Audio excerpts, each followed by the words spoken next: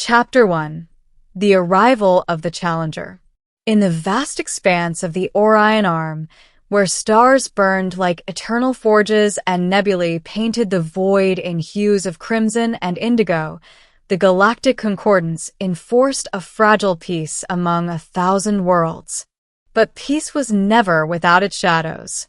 The Concordance's arena worlds were neutral grounds where disputes between species were settled not with fleets of starships, but with champions, warriors who embodied the might and cunning of their people. It was here, on the scorched plains of Xerion Prime, that the legend of Captain Elias Thorne had been forged. Elias was human, a rarity in the upper echelons of the arena. Humanity had burst onto the galactic stage only a century ago, their expansion fueled by sheer tenacity and an unyielding drive to survive. They weren't the strongest, nor the fastest, but they adapted, innovated, and refused to yield. Elias, a former Earth Federation Marine, had risen through the ranks with a string of improbable victories. His broad shoulders bore the scars of plasma burns and vibroblade cuts. His eyes, a piercing blue, held the weight of battles won against foes twice his size. At 6 feet 4 inches and built like a fortress, he moved with the precision of a predator, his powered exosuit humming with human-engineered tech that amplified his strength without dulling his instincts. Word of his prowess had spread like a supernova. He was the undefeated, the human wall, the one who had humbled the reptilian hordes of Draken 4 and outmaneuvered the telepathic swarms from Psi Nebula. But legends attract challengers, and none more formidable than those from the Eldery Dominion. The Eldery were ancient, their empire spanning millennia. Tall and ethereal, with skin that shimmered like liquid silver and eyes that glowed with inner luminescence, they viewed lesser races as transient sparks in the cosmic fire. Their warriors were bred for perfection, enhanced with neural implants that granted precognition in battle, bodies woven with nanites that healed wounds in seconds. Among them, Lyriel Voss was a storm incarnate. Lyriel descended from her sleek starcruiser, the Ether's Fury, onto Xerion's dusty arena grounds. She stood at 7 feet, her form clad in form-fitting armor that pulsed with energy shields. Her hair, a cascade of midnight blue strands, framed a face of sharp, angular beauty, high cheekbones, full lips, and eyes like twin sapphires that could pierce souls. She had come not for glory, but for duty. The Eldery High Council had decreed that humanity's rising influence threatened the balance. Elias Thorne, symbol of their audacity, must fall. Lyriel, their finest blade, was chosen to deliver the blow. As she strode toward the central Colosseum, a crowd of spectators from a dozen species gathered. Holographic drones buzzed overhead, broadcasting the event across the stars. Lyriel felt no fear, only certainty. Humans were primitives, their technology crude, their bodies fragile. She had studied the Holovids. Elias fought with brute force, relying on luck and desperation. She would end him swiftly, a lesson to his kind. Elias waited in the arena's heart, the sun-baked sand crunching under his boots. He adjusted his gauntlets, the hum of his suit's fusion core steadying his pulse. Rumors of the Eldery Challenger had reached him weeks ago. He knew their reputation, immortal warriors who danced through battles like ghosts. But Elias had faced death before, on the frozen tundras of Europa during the Colony Wars, where he'd lost his squad to alien marauders. Survival wasn't about perfection, it was about heart. The arena's force fields activated, enclosing them in a dome of shimmering energy. A neutral arbiter, a floating orb of AI consciousness, announced the terms: single combat, no lethal weapons beyond personal arms, victory by submission or incapacitation. The galaxy watched. Lyriel activated her energy blade, a curving sword of pure plasma that sang as it ignited. "Human," she intoned, her voice melodic yet cold, amplified by her suit's translators. "You stand against the inevitable. Yield now, and your humiliation will be brief." Elias grinned, drawing his vibroaxe, a relic from his marine days, augmented with human ingenuity. "Lady, I've heard that line from bigger uglies than you. Let's dance." The battle began. Chapter 2. The Clash of Worlds. Lyriel moved first, a blur of silver and blue. Her precog implants fed her visions, Elias swinging wide, overcommitting. She sidestepped, her blade arcing to disarm him. But Elias didn't swing wide. He feinted, his suit's thrusters firing in microbursts to pivot unnaturally. His axe clashed against her shield, sparks flying as the fields buckled. She recoiled, surprise flickering in her eyes. Humans were supposed to be predictable. She countered with a flurry of strikes, each one guided by foresight. Elias blocked, parried, his movements economical, born of endless drills. Sweat beaded on his brow, but his focus was ironclad. The crowd roared as they circled. Lyriel pressed, her nanites surging to enhance speed. She leaped, twisting midair, her blade descending like judgment. Elias rolled, sand exploding around him, and countered with a low sweep. His axe grazed her leg armor, cracking the plating. Pain lanced through her, unfamiliar, sharp. Eldery rarely felt such vulnerability. "You fight like a machine," Elias taunted, breathing steady. "Where's the fire?" Lyriel snarled, her composure cracking. She unleashed a psychic pulse from her implants, a wave meant to disorient. Elias staggered, visions of defeat flooding his mind. But he shook it off, his human resilience kicking in, adrenaline overriding the assault. He charged, tackling her to the ground in a move no Eldery would anticipate. Raw, physical grappling. They tumbled, her elegance meeting his grit. She elbowed his helmet, cracking the visor. He pinned her arm, his strength amplified just enough to hold. For a moment, their faces were inches apart. Through the cracked visor, she saw his eyes, not cold, but alive with determination. A spark of something unfamiliar stirred in her. Curiosity. The arbiter called a draw for the round, separating them with force fields. The crowd was in frenzy. No one had lasted this long against an Eldery. In the respite chambers, Lyriel repaired her armor, her mind racing. The human was adaptable, unpredictable. Her counsel had warned of human luck, but this felt like more. She accessed her neural link, reviewing footage. His movements weren't random. They were intuitive, reading her as she read him. Elias, nursing a bruised rib, chuckled to his AI companion, a wrist-mounted device named Jax. "She's good, Jax. Real good. But she's fighting the fight she knows, not the one that's happening." The second round commenced under Zyrion's twin moons. Lyriel adapted, incorporating feints of her own. She struck high-low, using her height to advantage. Elias dodged, his suit's shields absorbing hits that would fell lesser beings. He landed a solid blow to her side, her nanites knitting the bruise instantly, but the impact shook her. As the fight wore on, exhaustion crept in, for her, unaccustomed to prolonged exertion. For him, a familiar foe he pushed through. She disarmed him once, her blade at his throat. "Yield," she demanded. Elias headbutt her, visor shattering fully. Blood trickled from his forehead, but he retrieved his axe in the chaos. Not today. The round ended in another stalemate. The arena masters declared a multi-day contest, unprecedented. Lyriel retreated to her ship, frustration boiling. How could a human match her? She meditated, seeking clarity, but images of his eyes haunted her. Elias, in his quarters, bandaged his wounds the old-fashioned way. Jax, pull up everything on elderly physiology. If we're going longer, I need edges. The galaxy buzzed with speculation.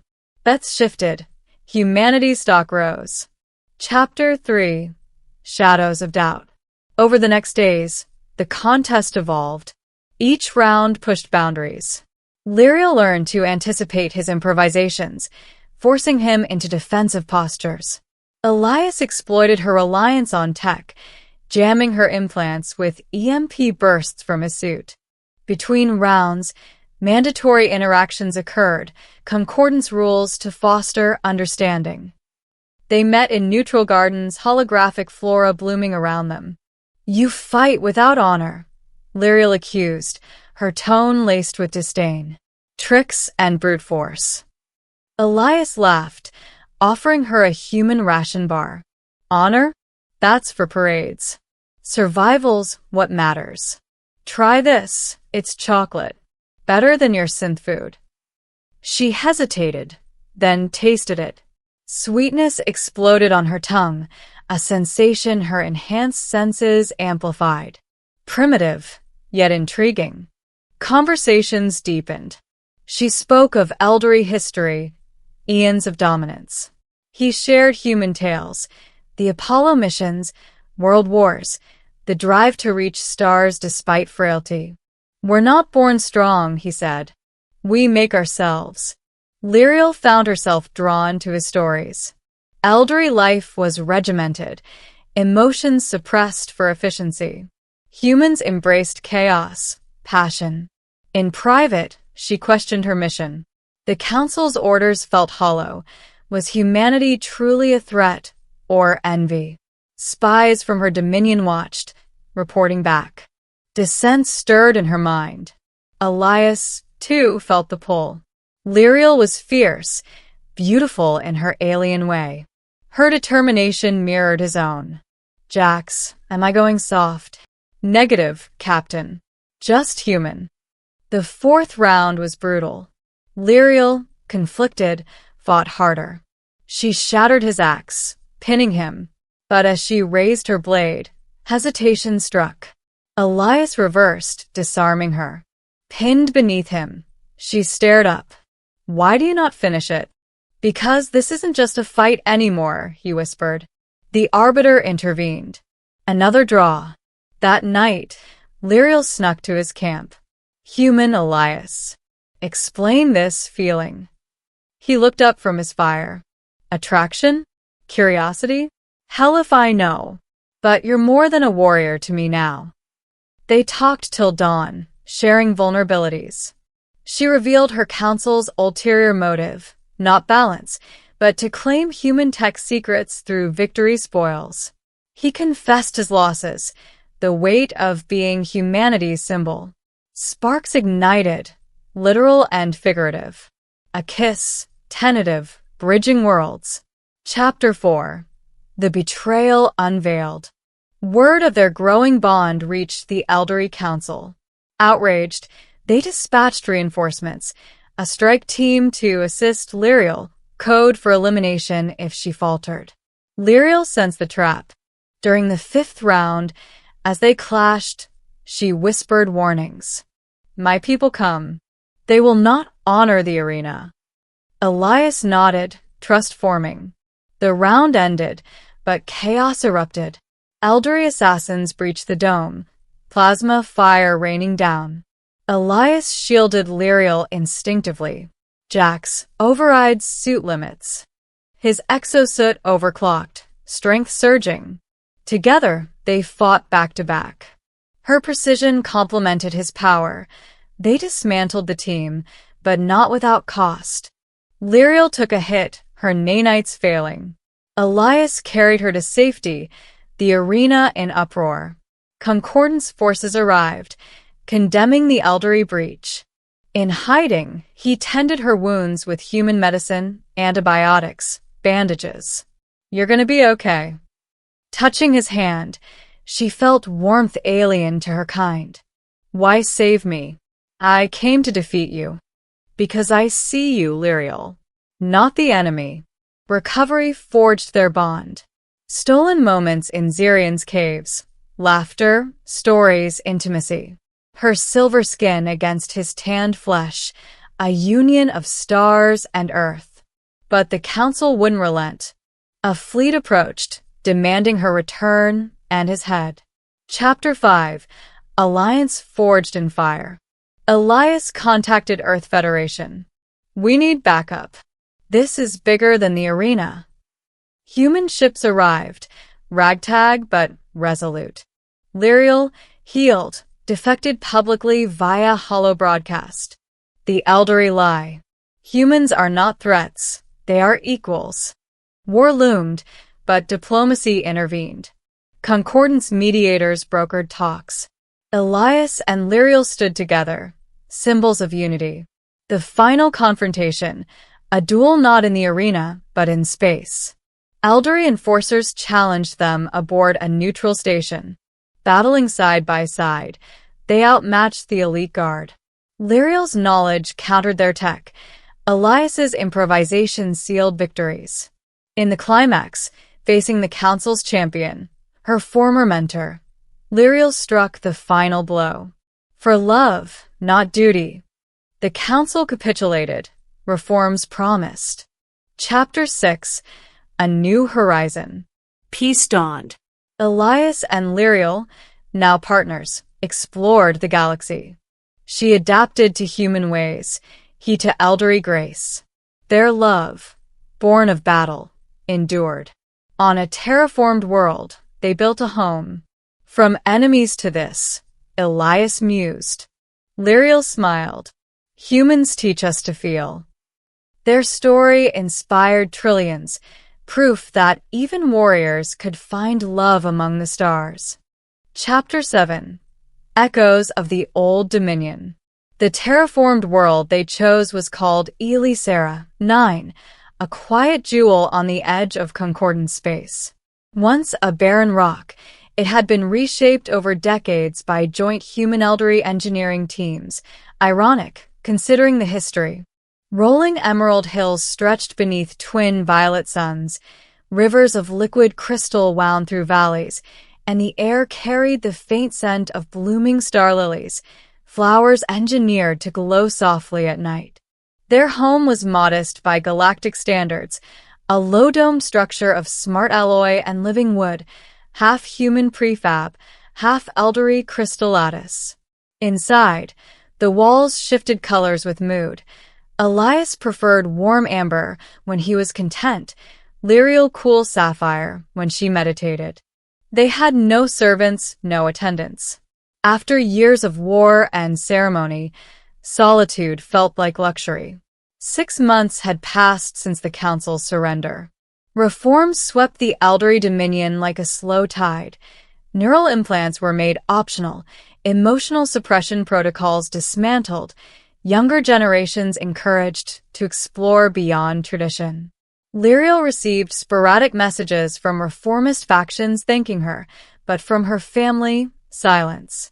Her mother, High Matriarch Solara Voss, had disowned her publicly the day Lyriel defected. The wound still ached. Elias noticed the quiet moments when she stared at the horizon too long. "You're thinking about them again," he said one evening, handing her a mug of spiced chai, human recipe, eldery temperature.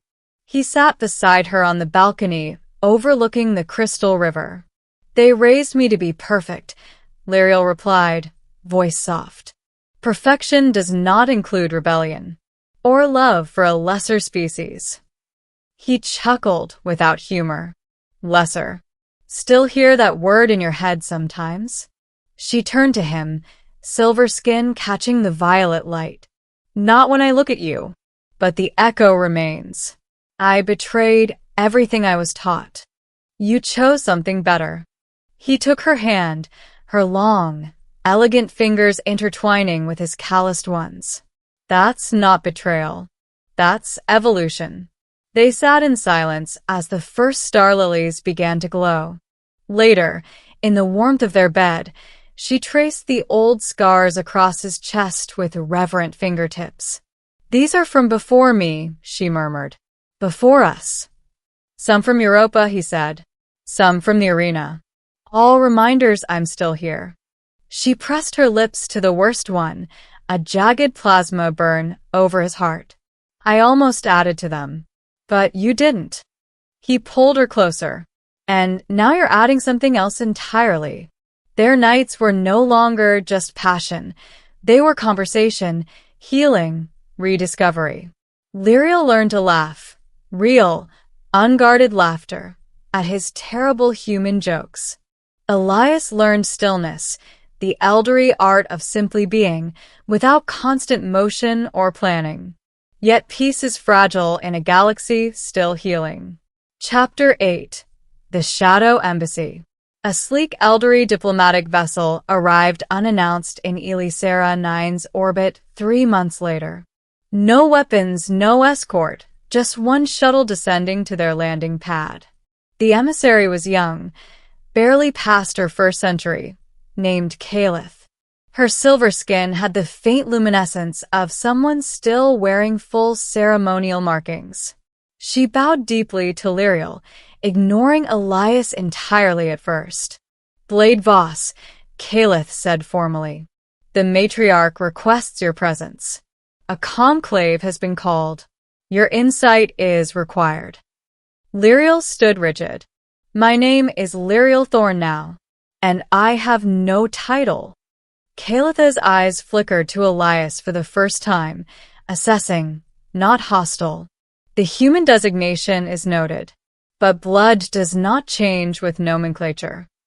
Elias stepped forward. "If the matriarch wants to talk, she can come herself. Or send a hollow. We're not interested in summons." Calith finally addressed him directly. "Captain Thorn, your name carries weight even among us now. The conclave is not a trial. It is reconciliation. Many houses wish to understand what happened on Zirion. What changed one of our greatest to stand with humanity?" Lyriel glanced at Elias. He gave the slightest nod. "We'll consider it," she said. "But on our terms. Neutral ground. No neural overrides. No hidden observers." Calith bowed again. "It will be arranged." The shuttle departed. That night, sleep evaded them both. "You're not obligated to go," Elias said, holding her as they lay in darkness. "I know. But if I don't, the silence from my people becomes permanent. And I still want them to understand. Not forgive, understand." He kissed her temple. "Then we go together. No more solo missions." Chapter 9. Return to the Crystal Spire. The neutral ground chosen was the ancient Crystal Spire Station, a concordance monument orbiting a dead star. Its halls were lined with memory crystals, living archives that replayed galactic history in shimmering light. No weapons allowed. No more than 10 delegates per side. They arrived aboard a human courier ship, Elias in civilian clothes but with Jax, his AI companion, still active on his wrist. Lyriel wore simple flowing robes of deep indigo, no armor, no blade. The symbolism was clear.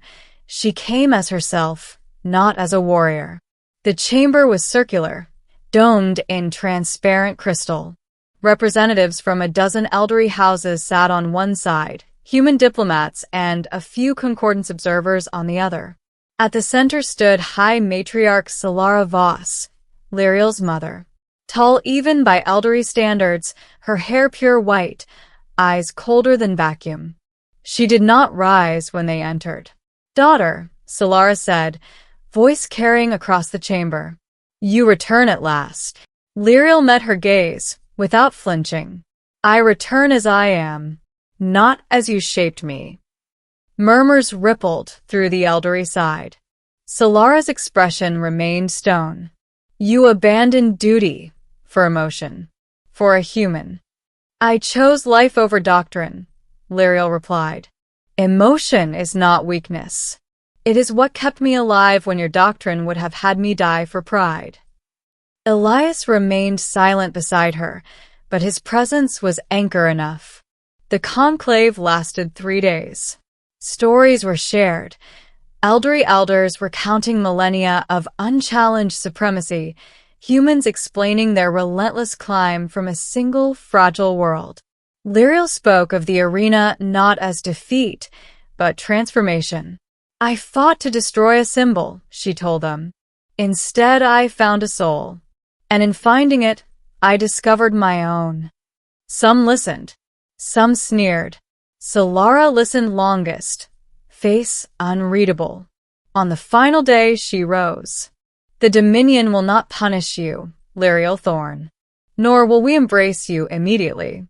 But the path of isolation ends today. Exchanges will resume, cultural, technological, personal. You may return when you are ready." It was not forgiveness. It was a door left ajar. Lyriel bowed, not in submission, but respect. "Thank you, matriarch." As they departed the station, Elias squeezed her hand. "You okay?" She exhaled, long and slow. "I think, yes. For the first time in years." Final chapter. The last arena. Centuries turn slowly in the galaxy, but memory moves at the speed of light. Elisera. 9 had changed. The once quiet retreat now hosted the Harmony Academy, a sprawling campus where young humans, elderly, and hybrids trained not to conquer, but to understand. Combat forms blended human improvisation with elderly precision. Diplomacy classes studied the Xerian recordings, the original arena footage, not as a tale of victory, but as the moment two species learned they could choose differently. Elias Thorn was very old now. His once powerful frame had softened with time. Joints ached from 1,000 remembered impacts. The blue of his eyes had faded to pale steel, yet they still sparkled when Lyriel entered a room. His hair was fully silver, the same luminous shade as hers had always been. He walked with a cane carved from star lily wood, its handle shaped like an axe head in quiet tribute to the weapon that had once stood between them. Lyriel had aged more gracefully, as elderly do. Her silver skin still shimmered, though the inner glow had gentled to moonlight rather than starfire. Fine lines traced the corners of her eyes. Laugh lines, earned over decades of unguarded joy. She no longer wore armor or robes of state. Simple tunics in human cotton and elderly silk suited her now. Their daughter Aelira was grown, a fleet admiral in the new Concordance peacekeeper fleet. Grandchildren and great-grandchildren filled their home with noise and light. But on quiet evenings, it was still just the two of them on the balcony, watching the twin violet suns set. One twilight, Elias did not rise from his chair. Lyriel found him there, eyes closed, breathing shallow.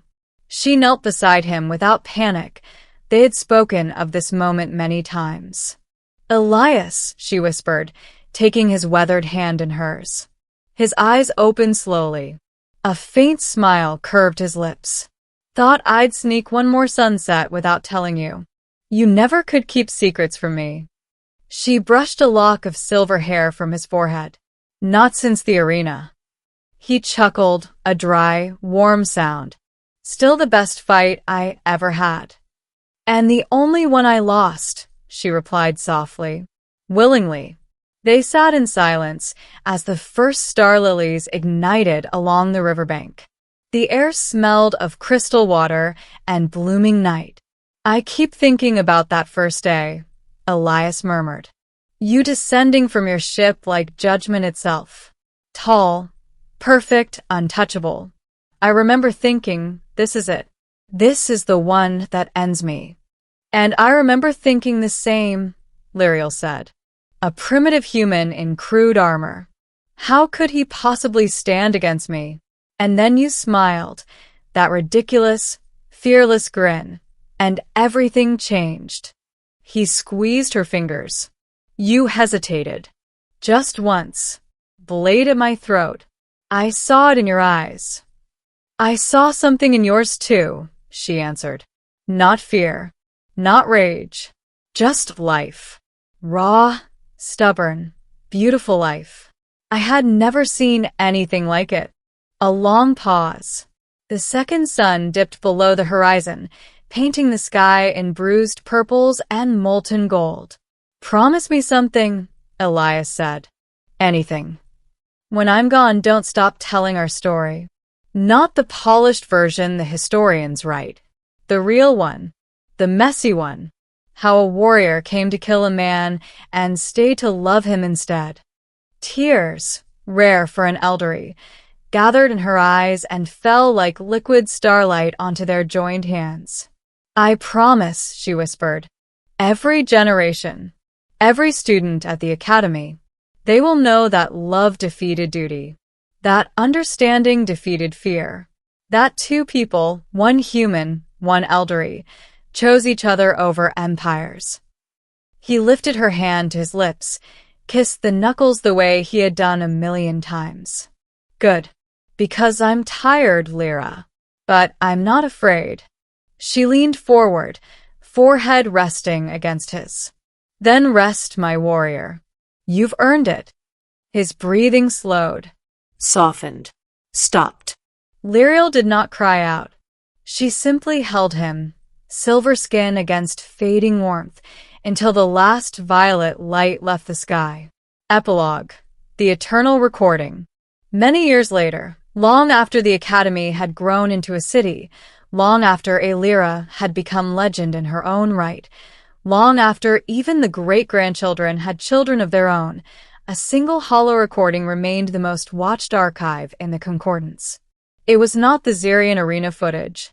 It was a private capture, taken decades earlier by Jax, Elias's faithful wrist AI, who had quietly recorded one quiet evening on the balcony. In it, an old human man and an ageless elderly woman sit side by side. His head rests on her shoulder. Her arm is around him. Star lilies glow behind them like a living crown.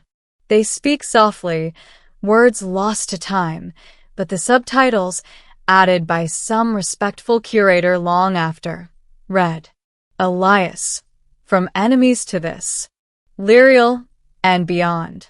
Then silence. Just the two of them, watching the stars. The recording loops endlessly in classrooms, in meditation halls, on distant colony outposts. Young hybrids watch it and feel something ancient stir inside them. Elders watch it and remember. And somewhere, in the quiet spaces between heartbeats, the galaxy still whispers. She came to defeat the human warrior, but fell in love instead. And love, stubborn, improbable, cross-species love, proved stronger than any blade, any empire, any ancient code.